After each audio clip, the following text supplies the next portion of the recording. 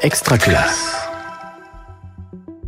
Bonjour chers poditeurs et poditrices d'Extra Classe. Dans la préparation de ce nouvel épisode Parlons Pratique, nous avons tenté de faire preuve d'un maximum d'esprit critique pour vous proposer à la fois de comprendre les enjeux éducatifs liés à cette notion, pas aussi clair qu'on peut le penser de prime abord, mais aussi de vous donner des clés pratiques pour son enseignement, mais là aussi, pas facile, n'est-ce pas Hélène ? Non, c'est vrai Régis, même si la formation de l'esprit critique chez les élèves est à présent explicitement au cœur du système éducatif, sa définition même n'est pas si simple à établir. On parle de connaissances, de compétences, mais aussi de qualité ou de disposition, voire de valeur. Alors, comment en faire un enseignement ? Comment aller au-delà des compétences et des méthodes pour construire ces fameuses dispositions telles que l'humilité intellectuelle ou la curiosité ?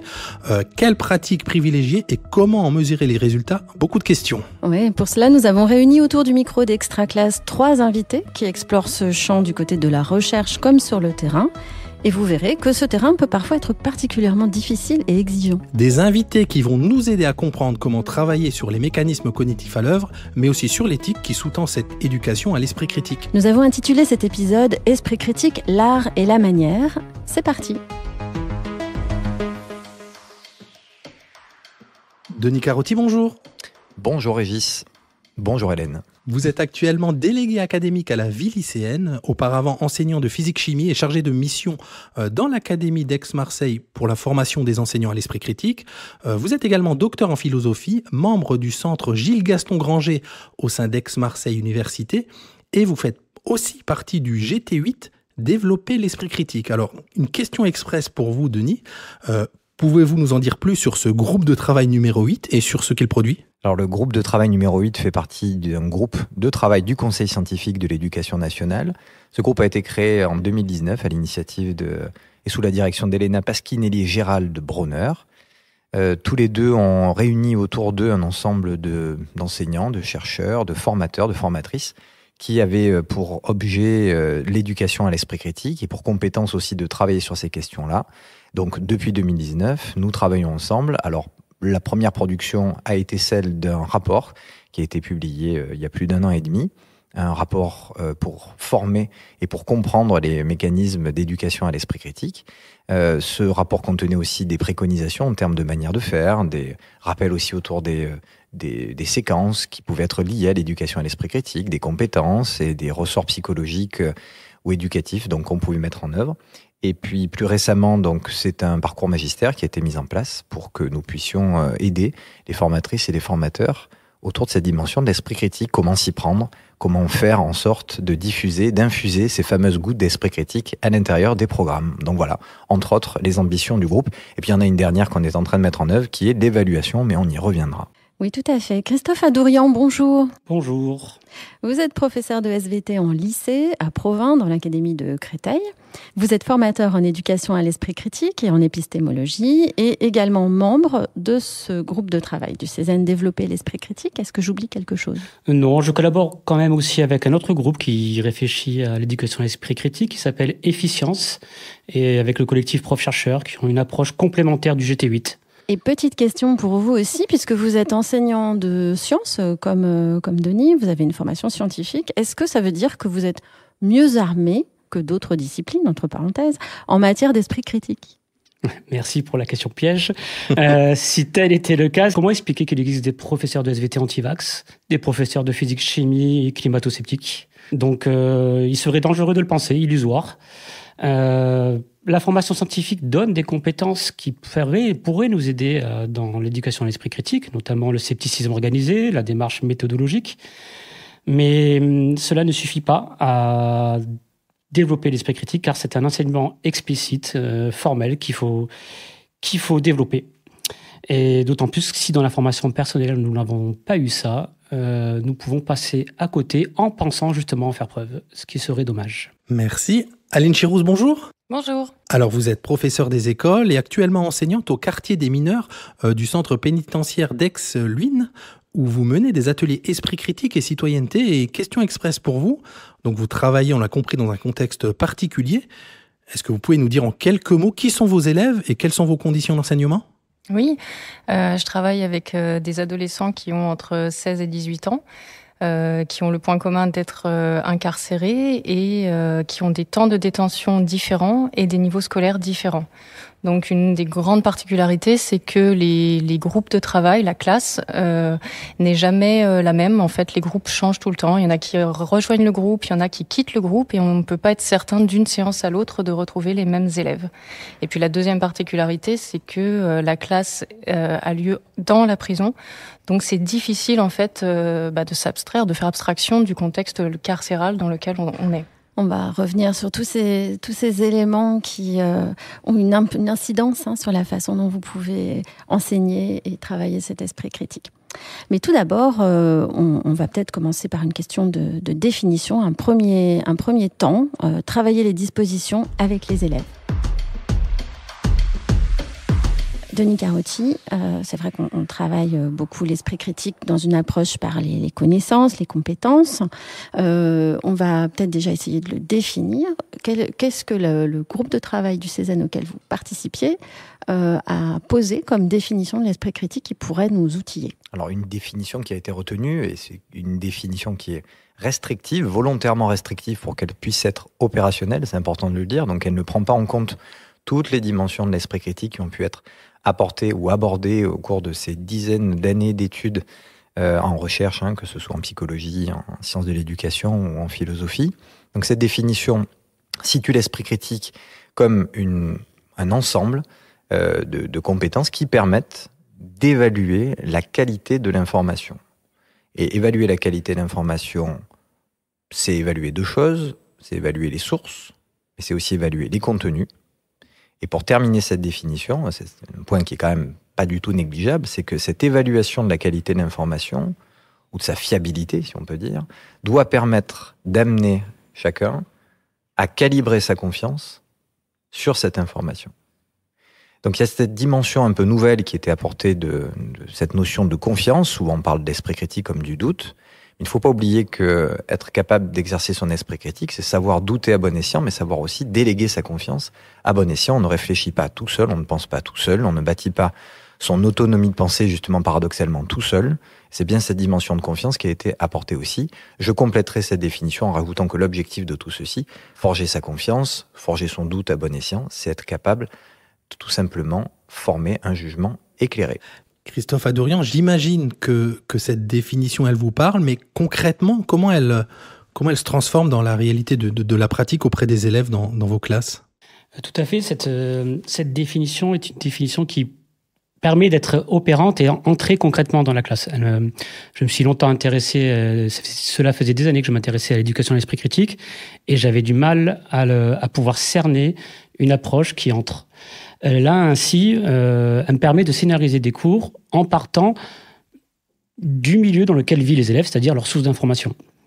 J'ancre l'éducation à l'esprit critique dans sur des informations qui sortent des réseaux sociaux, sur une de journal, et on peut questionner cette information au regard de leurs connaissances et de leurs compétences en sciences, en SVT notamment. Et donc c'est là où je peux leur demander quelle confiance ils ont en une telle information qui est sortie. Par exemple, une qui dirait que le vaccin est dangereux et provoque des effets secondaires graves. Je peux leur demander quel est leur niveau de confiance. Ainsi, j'ai tout le panel d'élèves de la classe avec une application qui permet de faire un sondage instantané qui peut se positionner. Et là, les élèves se confrontent à l'idée que leur idée n'est pas forcément partagée par tout le monde. Et à partir de là, on peut cheminer. Tiens donc, si mon camarade à côté ne pense pas comme moi, ai-je pour autant plus raison que lui? Et quelles sont les raisons qu'il a de penser comme ça? Et la deuxième question que je pose est quel est leur niveau d'expertise à l'heure actuelle concernant le sujet?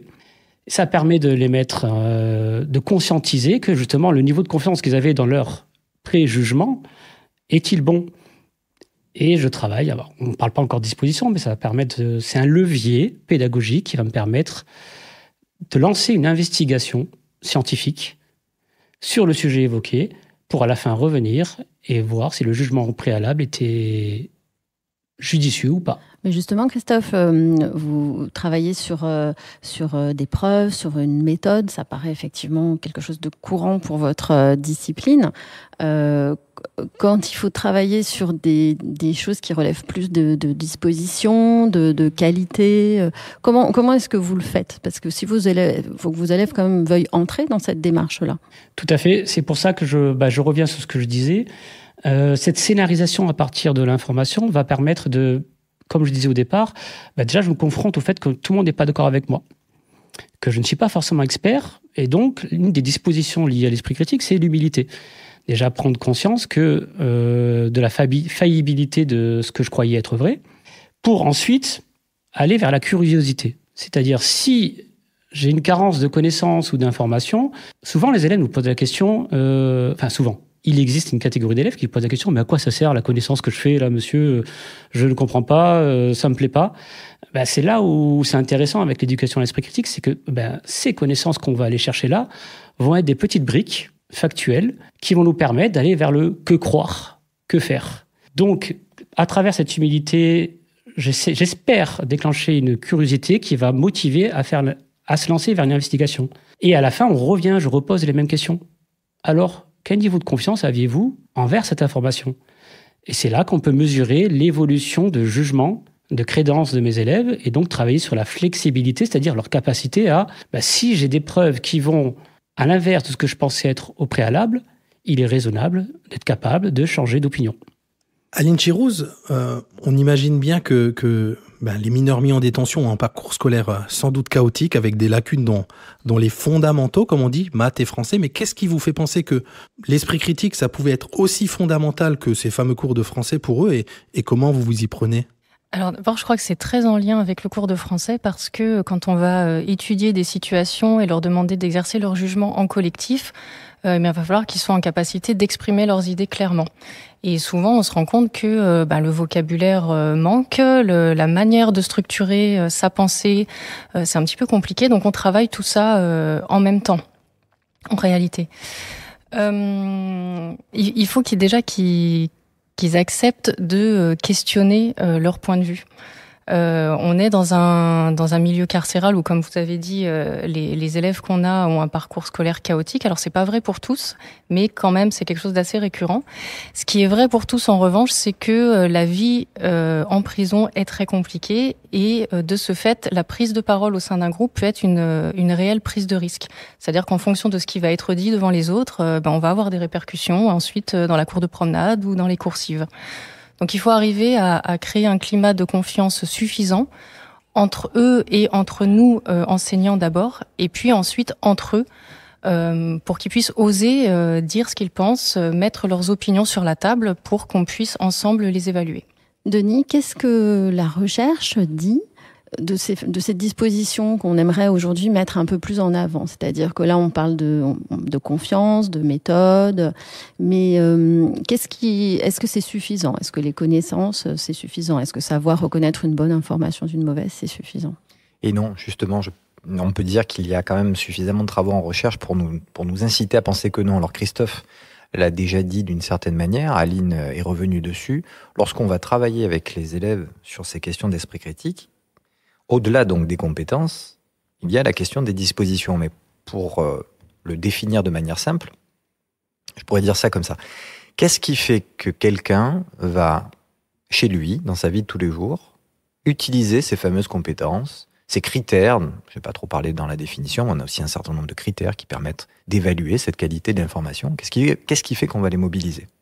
Bien, une des réponses, c'est tout simplement ces tendances, ces sensibilités, ces manières d'être qu'on va pouvoir donc utiliser comme un ressort d'utilisation, de transfert en fait de ces compétences. Pour le dire plus simplement ou autrement dit, c'est une condition nécessaire d'avoir certaines de ces dispositions, donc on va pouvoir détailler. C'est ce qui va permettre que quand on est face à n'importe quelle information, on va bien mobiliser ces compétences qu'on va pouvoir apprendre dans le cadre de l'école en général ou dans un autre milieu.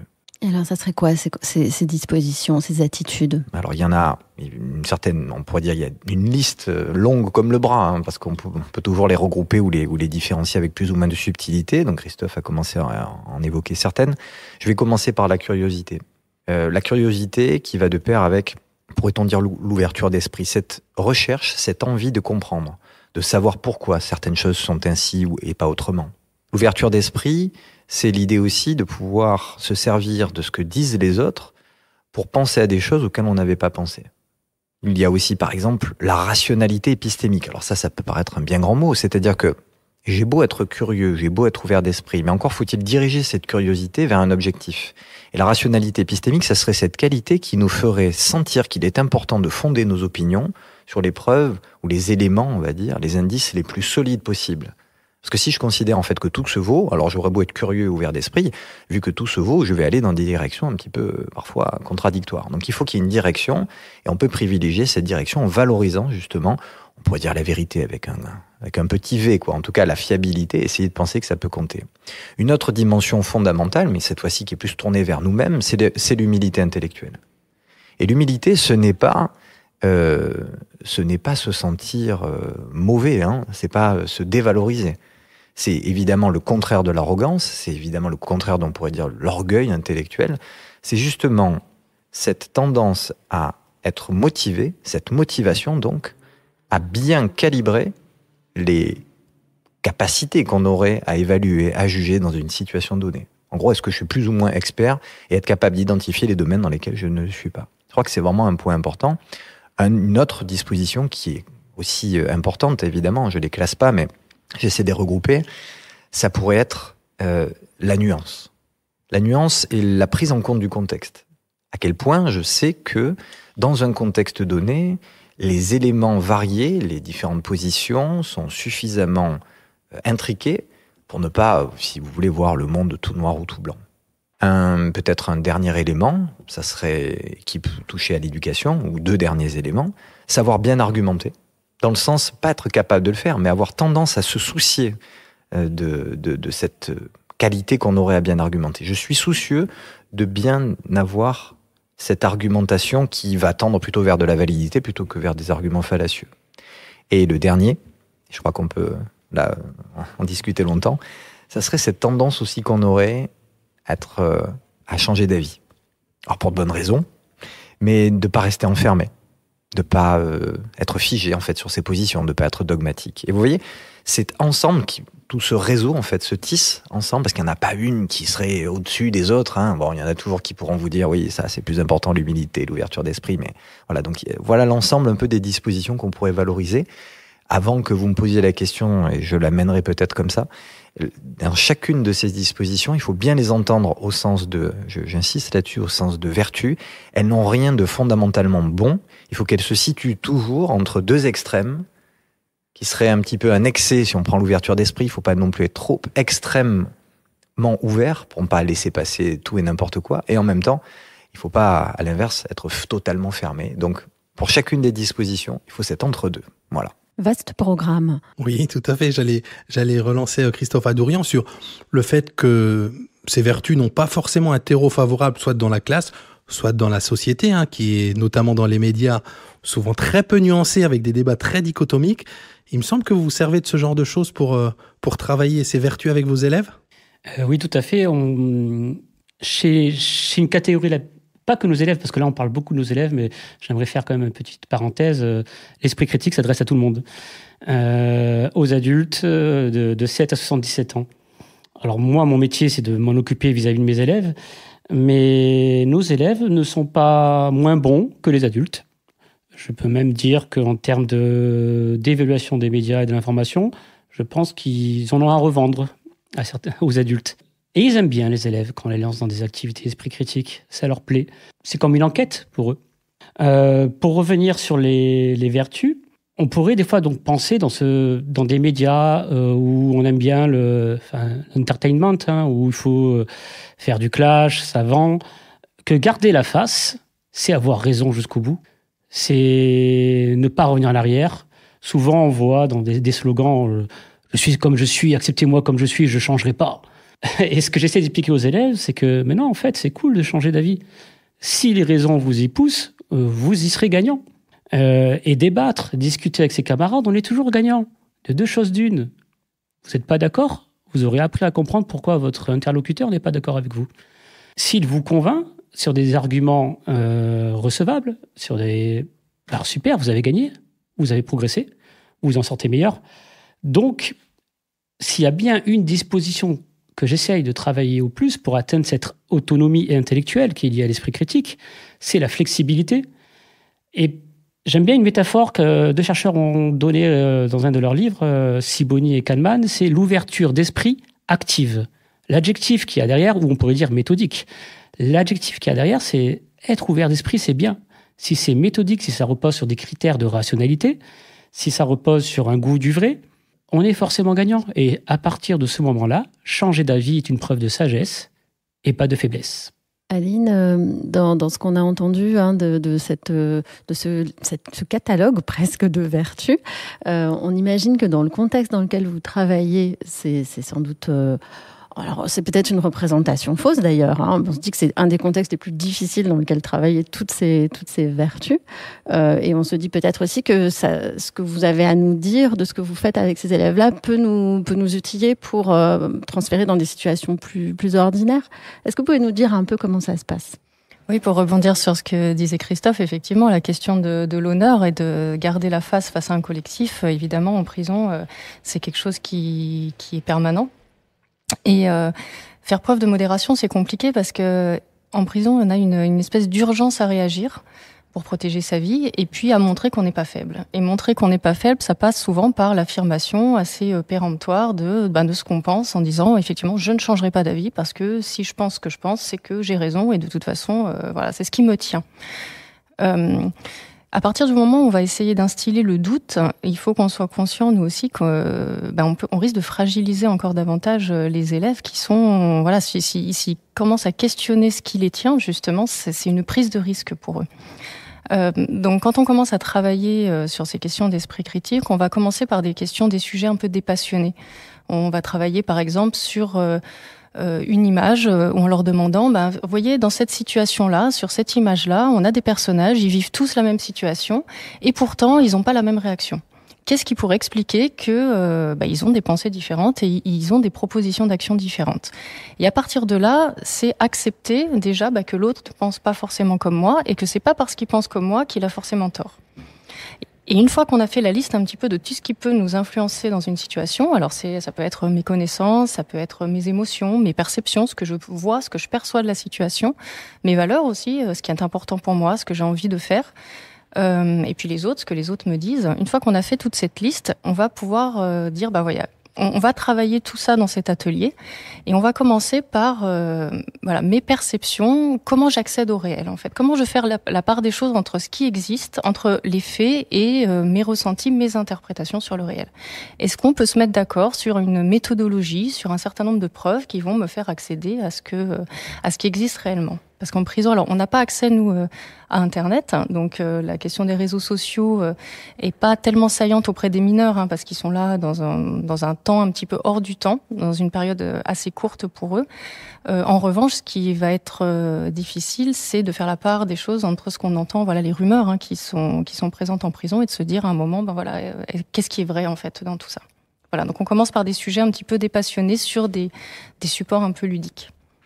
Et Denis, est-ce que c'est quelque chose qui vous paraît transférable dans un contexte plus ordinaire en fait? Parce que finalement, ce qu'on décrit de ces élèves, de ces mineurs, l'honneur, la face, etc. Est-ce que c'est pas finalement des considérations qui existent dans tous les groupes, dans les écoles? Ah oui, ça existe de partout. De toute façon, l'idée de travailler ces vertus, c'est bien pour ça qu'on dit les travailler, c'est parce que on ne naît pas avec.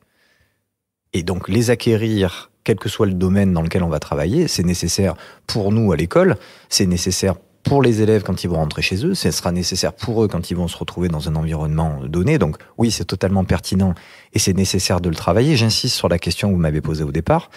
La nécessité de travailler les dispositions, c'est le préalable pour, à nouveau, qu'elles soient transférées dans la vie de tous les jours. Donc oui, l'honneur, oui, l'intégrité, oui, l'honnêteté, oui, la capacité, ou en tout cas la tendance, à changer d'avis, oui, la curiosité, tout ceci a du sens quand on se retrouve dans un milieu éducatif classique aussi, parce qu'on est tous soumis à ces tendances un peu, j'aime pas dire le mot naturel, mais peut-être à garder la face, à vouloir absolument avoir raison plutôt que de profiter, comme le disait Christophe, de ce qui peut nous être apporté par l'autre. Donc ça nécessite vraiment une dimension aussi d'empathie intellectuelle, je parle bien d'empathie intellectuelle, c'est-à-dire de considérer que ce que dit l'autre a une valeur pour penser. Alors maintenant qu'on en sait un petit peu plus sur ce que recouvre ce terme d'esprit critique, on a parlé de disposition, on a parlé de vertu, forcément, et c'est tout l'enjeu de cette deuxième partie d'émission, on va oser parler des valeurs.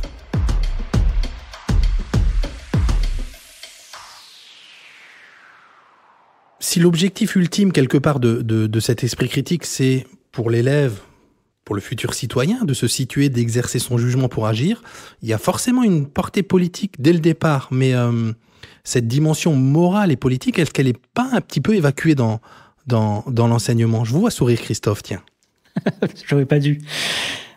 C'est une question un peu biaisée, je dirais, parce que à partir du moment où l'esprit critique a pour objectif d'aller vers le que croire et le que faire, il y a forcément une dimension politique, qu'on le veuille ou non, implicite derrière tout ça. Nous avons, nous enseignants, un devoir de réserve. Donc nous ne devons pas afficher nos opinions politiques. Mais quand en classe, je fais une séance où on justifie, on va investiguer pour démontrer que non, il n'est pas dangereux de se vacciner. Quand en classe, avec les élèves, après investigation, on se rend compte qu'il y a des critères raisonnables pour adhérer au discours du GIEC, à l'expertise du GIEC.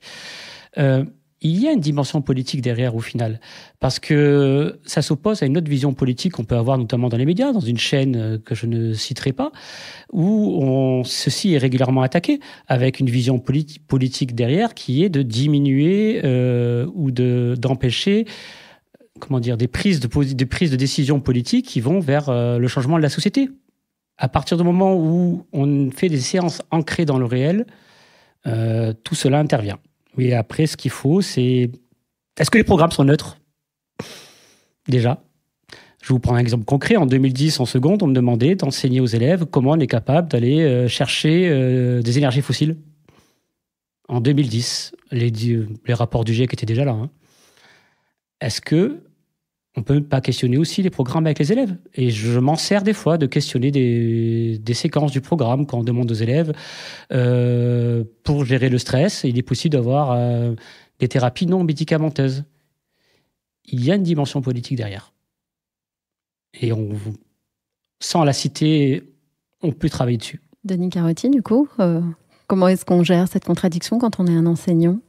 Je crois qu'il ne faut surtout pas la nier. Donc, comme l'a bien rappelé Christophe, c'est de ne pas croire que les questions qu'on traite, alors je dis en sciences en général, mais à l'école, sont éloignées de ces questions politiques. Donc il faut les intégrer, il faut se rendre compte à quel point nous colportons et nous transmettons et nous devons transmettre et faire acquérir un certain nombre de valeurs à nos élèves. Alors si je prends simplement celles qui peuvent être reliées à l'enseignement scientifique, rien que la valeur de la connaissance. Voilà, en soi, on la porte et on estime qu'elle compte en fait pour nous, pour nos élèves, pour notre société. Donc elle est là, elle est bien entendu là. Donc je ne pourrais pas dire mieux que ce qu'a dit Christophe sur cet aspect-là. Donc oui, prendre en compte cette dimension de ce qui compte à l'école pour travailler l'esprit critique, c'est un préalable pour bien le travailler. Mais est-ce qu'on les explicite suffisamment, ces valeurs qui sous-tendent finalement le travail qu'on fait avec les élèves? Est-ce qu'il faudrait peut-être plus les poser sur la table finalement? Oui, bien sûr qu'il faut les poser sur la table. Plus on est explicite, c'est un petit peu comme n'importe quelle personne devrait faire quand elle parle à la télévision ou sur les médias. C'est tout simplement déclarer en quelque sorte nos liens d'intérêt qu'on a.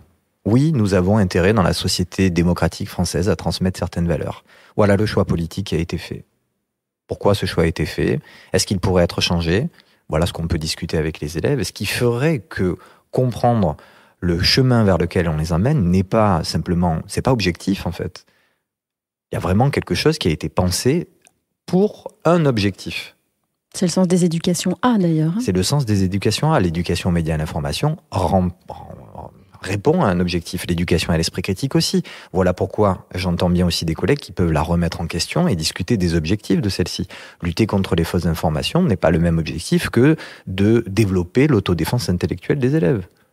Alors, on tombe sur des objectifs différents et donc des moyens d'investiguer, de travailler avec les élèves différents. Aline Chirouz, toujours avec votre public un peu particulier, est-ce qu'il est possible d'aborder ces questions des valeurs? Alors vous nous le disiez tout à l'heure, il y a peut-être détaillé, vous glissez doucement de supports un peu ludiques.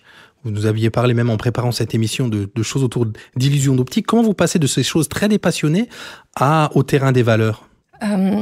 En fait, oui, comme le disaient Christophe et Denis, les valeurs, elles imprègnent tout notre enseignement. Et d'ailleurs, le Code de l'éducation nous dit que la première mission des enseignants, c'est de transmettre les valeurs de la République. Donc, en effet, parce qu'on est enseignant dans une République, on a des valeurs à transmettre, la valeur de l'état de droit, la valeur de la démocratie. Et donc, à ce moment-là, c'est vrai que ça pourrait paraître contradictoire avec le fait de développer l'autonomie de jugement des élèves. Et ça pourrait être aussi contradictoire avec le fait d'exister dans une société qui est pluraliste. Et quand j'ai commencé à travailler sur ces questions de développement de l'esprit critique, je me suis posé la question de jusqu'où moi je devais aller en tant qu'enseignante pour les amener à penser peut-être autrement qu'ils pensaient. Parce qu'évidemment, j'ai des élèves qui parfois ont des propos, tiennent des propos racistes, homophobes, sexistes, qui préfèrent l'argent à la vie humaine. Et je me disais, mais jusqu'où en fait j'ai envie, il est nécessaire, il est important, c'est bien de les faire changer. Et comment faire? Parce que j'ai aussi un devoir de réserve, un devoir de neutralité. Et donc voilà, j'ai essayé de dépasser un petit peu ce paradoxe entre d'un côté transmettre certaines valeurs et en même temps leur permettre de penser eux-mêmes de manière autonome. Et donc l'idée c'est de comment on va faire pour que eux-mêmes de manière autonome agissent de manière juste. Alors à ce moment-là, la manière de faire, je dirais que c'est de poser le fait que tous les sujets sont questionnables, y compris les valeurs elles-mêmes qui sont choisies. De dire effectivement, dans notre République, on a choisi un certain nombre de valeurs et de leur dire d'où elles viennent en fait ces valeurs. Pourquoi celles-là et pas d'autres? L'autre chose, c'est de dire ces valeurs, c'est un peu comme si on a une boussole en fait. On les a posées, elles servent de référence au moment où on va juger. Et en fait, ces valeurs, c'est pas parce qu'on les partage, c'est pas parce qu'on y croit qu'on va savoir automatiquement quelle décision prendre. Même si on parle, pour rebondir sur ce que disait Christophe tout à l'heure, sur le développement durable, même si on est pour la préservation du climat, on va peut-être pas être tous d'accord sur la manière de faire pour préserver l'environnement. Ça rencontre, il y a plein de choses qui rentrent en considération quand on va choisir est-ce que je vais manger moins de viande, est-ce que je vais moins prendre ma voiture, est-ce que je vais réduire le chauffage à la maison, est-ce que je vais parier sur mes petites actions individuelles ou est-ce que je vais plutôt plaider pour une contrainte légale, on va obliger les gens à faire ceci ou cela. Donc en fait, quand on va parler des valeurs, on va parler des valeurs en situation et on va essayer de mettre au jour toutes les tensions qui peuvent exister entre elles et tout ce qui nous est permis, en fait, toutes les solutions qui pourraient être mises en place en examinant un peu leurs avantages, leurs inconvénients, les conséquences pour soi personnellement et les conséquences peut-être plus générales. Donc c'est une démarche en fait qui permet de dépasser un petit peu ce paradoxe apparent autour de la question des valeurs. Alors je vous propose, puisque c'est finalement la seule question qui vaille, on a des éducateurs autour de la table, la question c'est celle des effets sur les élèves et c'est tout l'enjeu de notre troisième partie. Comment mesurer les effets ?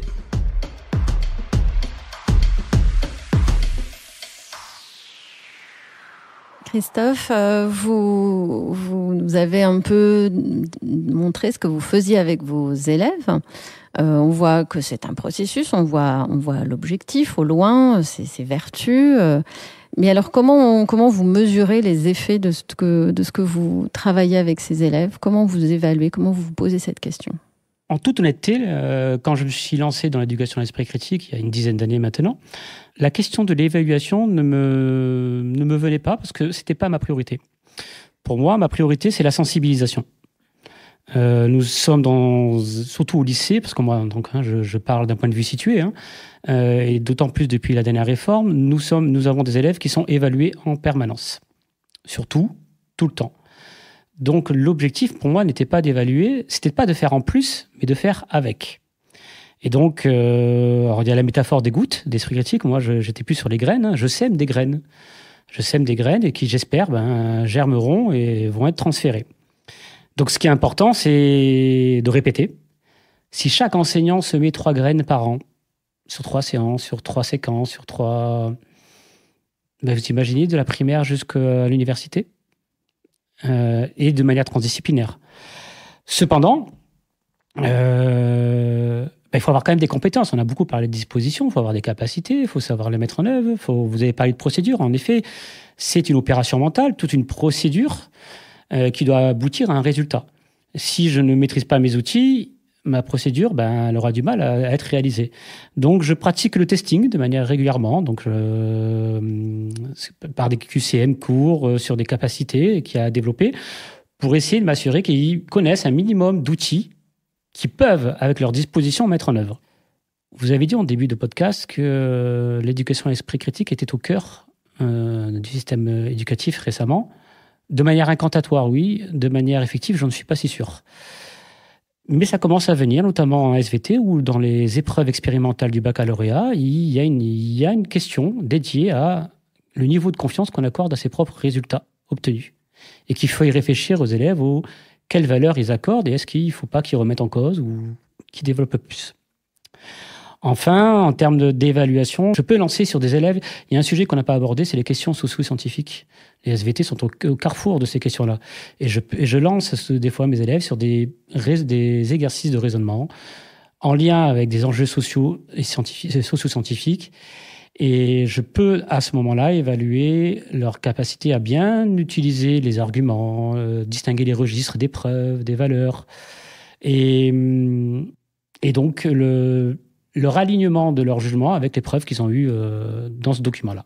Denis Carotti, dans ce qu'on entend de chacun de vous et de ce qu'on a lu évidemment en préparant cette émission, les ambitions sont importantes et très grandes, les objectifs plus modestes, on vous entend parler de gouttes d'esprit critique, de graines, donc il y a un côté...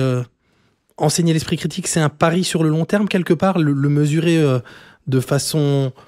à moyen terme, c'est compliqué, et c'est un pari vraiment à long terme ? Oui, c'est un pari à long terme. En France, on n'a pas encore les outils pour le faire. Voilà, pour le dire clairement. Évaluer l'esprit critique des élèves, c'est quelque chose qui est en construction. Ça doit prendre en compte beaucoup de choses. Déjà la faisabilité. Si Christophe ou Aline souhaitent évaluer leurs élèves ou les personnes qu'elles ont en face d'elles, il faut que ça se fasse dans une durée raisonnable. Donc il faut qu'il y ait un test qui soit adapté dans un créneau donné. On ne peut pas faire un test de 3 heures, toutes les semaines. Le deuxième point, c'est qu'il faut le penser aussi de manière disciplinaire, ou pas. Est-ce que ces dispositions ou ces compétences doivent être évaluées disciplinairement, spécifiquement, ou de manière beaucoup plus transversale et transdisciplinaire? Ça, c'est encore une autre question à régler. Et puis, ça pose une question éthique, un petit peu comme mesurer le QI. Qu'est-ce qu'on en fait, quoi? Donc, il y a une réflexion procédurale, psychométrique. Qu'est-ce qu'un bon test d'évaluation de l'esprit critique? Il existe, je fais une parenthèse, mais il existe des tests qui existent déjà pour évaluer plein de choses différentes autour des processus cognitifs. On en a une ribambelle, en fait, de ces tests-là. Est-ce qu'ils mesurent tous une sous-dimension de l'esprit critique? Si on les mettait tous ensemble, qu'est-ce que ça donnerait? Bon, déjà, ça donnerait un test trop long.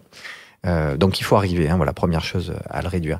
Et donc, ça pose ces questions psychométriques, ça pose aussi donc des questions éthiques, de savoir qu'est-ce qu'on va en faire de ces tests. Alors, concrètement, du coup, qu'est-ce qu'on dit aux collègues? Qu'est-ce qu'on dit aux collègues? Moi, je voudrais revenir sur les dispositions. J'aurais bien aimé aussi évoquer ça parce que Christophe comme Aline ont tous les deux cette appétence pour faire exactement le meilleur conseil qu'on pourrait donner à tout le monde. C'est-à-dire que ce sont des personnes qui en elles-mêmes incarnent toutes les dispositions dont j'ai parlé tout à l'heure. Et ils les incarnent, et je vais pas les flatter quand même trop longtemps parce que pas exagérer, mais ils les incarnent au moins en cours pour une bonne raison. C'est-à-dire qu'ils sont là en se disant, si je ne manifeste pas moi-même ces tendances à la curiosité, à la rationalité, à l'humilité, à l'ouverture d'esprit, à la manière de changer d'avis, de questionner, de nuancer, alors à quoi bon espérer que mes élèves le manifestent en retour? Donc, je crois que le premier conseil qu'on a envie de donner, c'est ça, c'est manifester par soi-même, incarner, alors non seulement ses valeurs, si on peut dire, mais surtout cette sensibilité, ces tendances, ces qualités, je crois qu'il faut les appeler comme ça, donc ces vertus, pour que nos élèves puissent en prendre référence, d'une certaine manière, qu'on soit des référents. Alors oui, d'accord, ça pose le problème de qu'est-ce qu'on incarne, de qui on est. Le deuxième point, c'est aussi de le faire vivre. Donc le deuxième conseil, c'est de le faire vivre par des exemples liés, comme le disait Aline, à des situations, en prenant la fiction comme moyen de se décentrer, mais en même temps d'interroger ce qu'on est capable de faire et d'être. Donc ça aussi, c'est un point important. Et puis le dernier point, c'est de ne pas hésiter à les définir. Dire ce que c'est. Ce que je veux dire, c'est que est-ce que ça viendrait à un enseignant de dire oui, vous devez argumenter, mais sans définir ce que ça veut dire argumenter. Bon, ben là, c'est pareil. Si on dit oui, vous devez être curieux, bon, ben déjà, monsieur, soyez-le vous-même, ou madame, c'est pas mes trucs. Mais surtout, dites-nous qu'est-ce que ça veut dire. Qu'est-ce que c'est que la curiosité? En gros, ça s'incarne comment? Et c'est vrai que la fiction peut aider à ça. Parce qu'il y a bien des personnages quand même dans la littérature, ou dans les séries, ou dans les films qui sont curieux. Voilà un exemple de personnes curieuses. Voilà. Donc, incarner, définir, exemplifier, je crois que c'est les meilleurs moyens déjà de travailler sur ces dispositions. Et Aline, vous, par exemple, qui avez vos élèves sur des temps, vous l'avez dit dès le départ, un peu variables, etc., qu'est-ce que vous vous donnez comme objectif? Qu'est-ce que vous leur donnez comme objectif? Et puis comment est-ce que vous arrivez à sentir si quelque chose bouge ou pas? Alors la question des objectifs, elle est importante parce qu'effectivement, quand on travaille sur l'esprit critique, ça paraissait compliqué d'annoncer aux élèves qu'on allait leur dire maintenant, moi ce que j'aimerais travailler dans cet atelier, c'est de modifier un peu vos pensées, de les interroger. Je me disais que si je leur disais ça, ils n'allaient pas forcément rentrer dans l'activité. Donc en fait, on rentre dans l'action, on les fait travailler et au fur et à mesure, eux-mêmes se rendent compte de leur évolution. Parce que même en quelques séances, ils se rendent compte que leur disposition change. C'est-à-dire qu'au lieu de croire a priori ce que l'autre dit, ou au contraire de rejeter a priori ce que l'autre dit, petit à petit, ils se questionnent. Ils sortent de cette immédiateté qu'ils pouvaient avoir au début. Et là, comme disait Denis, on l'explicite, on met des mots dessus. On dit, vous voyez, il y a 2 séances, en fait, vous réagissiez pas du tout comme ça. Et de la même manière, de la manière dont ils s'expriment, on va leur dire, voyez, là, ce vocabulaire, vous l'aviez pas avant. Et le fait qu'on ait des élèves qui rejoignent le groupe en cours de séquence, on mesure en fait la différence entre ceux qui ont assisté à plusieurs séances et puis ceux qui débarquent comme ça et qui découvrent en fait. Eux le mesurent aussi pour eux-mêmes? Oui, eux s'en rendent compte. Alors, il y a le fait que moi, je le souligne, mais entre eux, ils se taquinent. Alors, ça reste assez rigolo parce que ça reste assez bienveillant. On voit ceux qui tiennent des propos un petit peu. Je me souviens, il y en a un qui disait, on travaillait sur des publicités sexistes et donc il y avait la publicité où il y avait un homme qui arrivait avec une grosse voiture et qui disait évidemment, il va avoir la femme qui va avec. Et le nouveau qui est arrivé a dit, bah oui, les filles, de toute façon, il faut leur offrir des sacs à main, il faut leur offrir des choses très chères et elles vont venir. Et là, ceux qui étaient là depuis plusieurs séances disaient, t'es sûr? Toutes les filles? Tu ferais pas une généralisation, là? Et alors l'autre, ça l'a scié, le nouveau, il disait, comment ça, une généralisation? Qu'est-ce que c'est? Et là, entre eux, en fait, ils se sont expliqués le vocabulaire en disant, attends, on va t'expliquer. Voilà. Donc, c'est à des petites choses comme ça qu'en dehors des évaluations formelles qu'on pourrait faire sur des contenus, de voir un peu la manière dont ils abordent, en fait, les questions, les situations qu'on observe, on voit qu'il y a petit à petit une évolution. Après, la vraie question, c'est est-ce que, quand ils seront sortis de ce cadre particulier qui est celui de la classe, est-ce qu'ils vont être capables de le transférer à l'extérieur? En tout cas, il se passe quelque chose. Vous vouliez rebondir, Christophe? C'est justement sur il se passe quelque chose, comme l'ont très bien dit Aline et Denis, on est dans l'observation de nos élèves, dans leurs réactions, et là c'est une question que je me pose, je n'ai pas la réponse. Est-ce que c'est pas un angle mort que l'on a? Est-ce qu'on tombe pas nous-mêmes dans nos propres biais de confirmation? C'est notre désir de croire que ce qu'on a fait fonctionne, et du coup on voit les signaux qui tendent à montrer que ça fonctionnerait. Et c'est vrai que c'est la question de l'évaluation et la transférabilité de ce que l'on fait en classe est très importante et très difficile. Là, je me situe encore une fois comme un enseignant, pas comme un chercheur. Le GT8 est en train de travailler depuis 1 an dessus, justement, à essayer de mettre en place toute une procédure de recherche pour évaluer si ce que nous faisons en classe fonctionne. Et ce qui est très bien, parce que on nous impose des modes pédagogiques dans l'éducation nationale pendant des années, sans jamais vraiment évaluer ce qu'elles valent, et on se rend compte au bout de 10 ans que ça marche pas. Donc l'idée est là. Je travaille avec le collectif Prof-Chercheurs et justement, ils essayent notamment sur les questions socio-scientifiques et sur l'argumentation critique. Et sur une activité que j'ai créée, on est en train de réfléchir à quels seraient les indices objectivables qui nous permettent de mesurer le progrès de mes élèves. Ça prend un temps fou. Désolé les collègues, je suis honnête avec vous. Et quand on est dans des situations, il ne faut parler de ces contraintes, de faisabilité, on en parlait tout à l'heure, je pense que là, il faut être aussi un peu aidé de manière institutionnelle pour mettre en place des outils qui nous permettraient éventuellement de mesurer les progrès de ce qu'on propose à nos élèves. C'est une vraie question. à titre personnel, je ne peux pas me reposer que sur ma sensation de réussite parce que je sais que je vais y croire. Alors, pour terminer cette émission, il est de tradition, c'est une partie de l'émission qui s'appelle l'inspiration des invités. Peut-être en commençant par vous, Aline Chirouz, une inspiration à partager aux poditrices et poditeurs sur ces questions ? Alors moi, je me questionne beaucoup sur la place des émotions dans l'esprit critique. Souvent, on a tendance à opposer émotion et raison. Et j'ai des élèves qui sont pleins d'émotions et notamment pleins de colère. Et je lis pas mal de choses en ce moment sur la place de la colère, qui serait finalement non pas une réaction à un stimulus, mais plutôt déjà le résultat d'une analyse de quelque chose qu'on trouve comme injuste. Et donc de comment faire pour faire de cette colère en fait l'engagement, la motivation à exercer son esprit critique pour obtenir plus de justice. Les raisons de la colère. Christophe, une inspiration à partager ? Alors, je vais faire preuve un peu de chauvinisme SVT et un acte politique fort. Un livre que je conseillerais à tous les collègues de sciences, et pas que, de Guillaume Lecointre. Savoir, opinion, croyance, une réponse laïque et didactique aux contestations de la science en classe. C'est, je pense, un livre qu'on peut mettre dans la main de tous les collègues entrant dans le métier notamment et qui répond un peu aux questions dont on posait. Et j'aimerais quand même aussi, parce que l'esprit critique, c'est avant tout envers soi-même qu'on se l'applique. Et il y a un podcast quand même qui me touche beaucoup en ce moment par le travail qu'elle fait, c'est Méta de choc, qui nous permet de toujours aller creuser au fond de soi sur nos idées préconçues et je trouve ça très bien, voilà. Je partage. Merci. Denis Carotti ? Oui, alors c'est un ouvrage, une BD qu'on m'a fait découvrir récemment qui s'appelle Petit traité d'écologie sauvage d'Alessandro Pignocchi. Et j'ai beaucoup aimé l'angle d'attaque parce que c'est très perturbant puisqu'on se retrouve dans un monde dans lequel certaines valeurs sont, je dis pas inversées, mais en tout cas sont un peu différentes de celles qu'on partage dans notre société actuelle. Donc des valeurs on va dire de l'écologie animiste ou du monde ou de l'idéologie animiste dans lequel voilà, les animaux n'ont pas tout à fait le même statut ou les êtres vivants de manière générale. Et donc qu'est-ce que serait le monde dans lequel on vit, nos dirigeants, nos manières de faire, si on avait ces valeurs complètement différentes. Et comme le disait Aline tout à l'heure, on s'aperçoit qu'en fait, on n'aurait pas du tout les mêmes manières d'agir, de réagir et de fonctionner. Donc, simplement d'avoir cette pensée décalée dans un monde où les valeurs sont un peu différentes, voire même complètement différentes, je crois que ça a une valeur, là aussi, absolument fondamentale d'essayer de se mettre à la place des autres. Et comme on le disait tout à l'heure, c'est faire preuve un peu d'esprit critique déjà, d'essayer de penser un peu contre ce qu'on a l'habitude de voir. Alors on vous met tout ça dans les notes de l'émission, mais je crois qu'on a une inspiration à vous partager.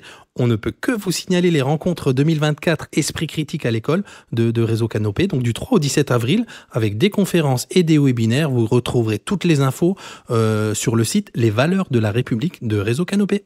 Alors, on vous remercie vraiment tous les trois. Je vois Denis et je sens bien que c'était un exercice de frustration, mais c'est pas grave, on aura plein d'autres occasions de poursuivre tous ces échanges. On retient qu'il se passe quelque chose, qu'on a envie d'y croire, mais que de là à savoir très exactement à quel point tout cela affecte les élèves et les modifie, ça c'est encore une question un peu en suspens. Merci beaucoup à tous les trois. Merci à vous. Merci. Merci. L'Esprit critique, l'art et la manière. Un épisode Parlons pratique, préparé et animé par Régis Forgione et Hélène Audard. Montage et mixage Simon Gattegno, avec l'appui technique de Marie-Christine Voineau et l'équipe de l'atelier Canopé de Troyes. Coordination de production Luc Taramini, Hervé Thury et Magali Devance. Directrice de publication Marie-Caroline Missire. Suivez-nous sur extraclasse.réseau-canopé.fr ou sur votre plateforme de podcast préférée pour écouter tous les épisodes dès leur sortie. Une production Réseau Canopé 2024. Une belle petite bonnette couleur Barbie, j'adore, c'est hyper tendance. Extraclasse.